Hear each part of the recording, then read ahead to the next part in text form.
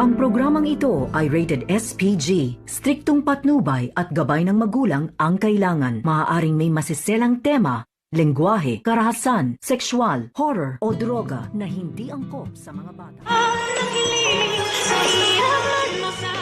Tila gumuho nga ang mundo dito ni Lynette nang makumpirma niya na itong si Carlos ang pumaslang dito sa kanyang kaibigan na si Irene.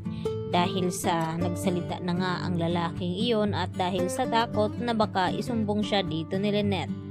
At dali-dali naman naisip dito ni Lynette ang kanyang anak na si Annalyn. Baka raw ay uuwi ito sa kanilang bahay at madatna ni Carlos Benitez. Kaya mas kinakailangan ngang mauna doon itong si Lynette. At dito nga na makarating si Lynette ay natataranta nga ito.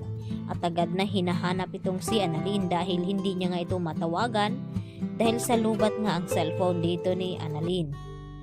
At sa nalaman dito ni Lynette, tila binalot naman ng takot ito at natroma na naman.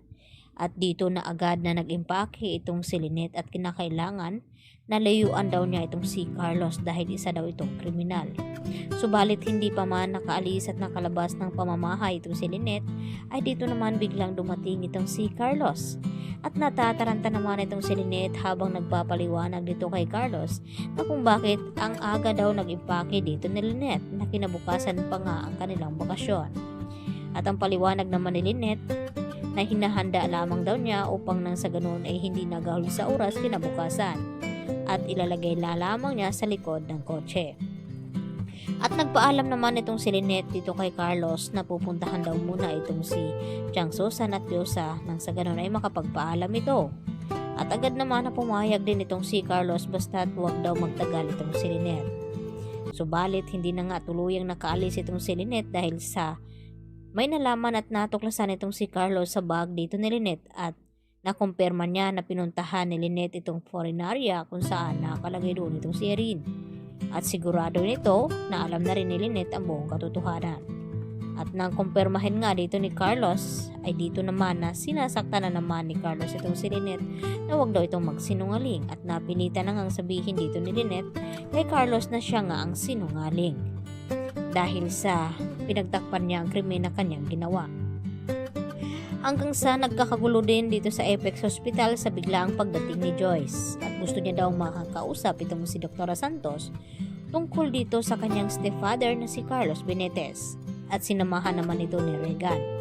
At maya-maya nga ay dito nga nila nakita itong si Dr. Santos habang kausap itong si Harry. At dito na nagpakilala itong si Joyce na siya nga ang kaibigan dito ni Irene. At hinahanap niya nga ito dahil matagal na araw na hindi nagpaparamdam at tumawag sa kanya.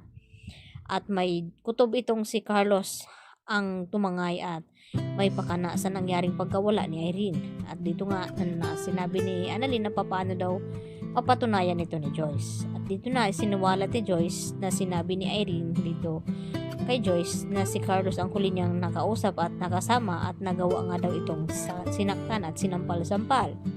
Kaya baka itong si Carlos ang pumaslang dito kay Irene. At nag-react itong si Harry dahil alam niya na hindi daw kriminal ang kanyang ama.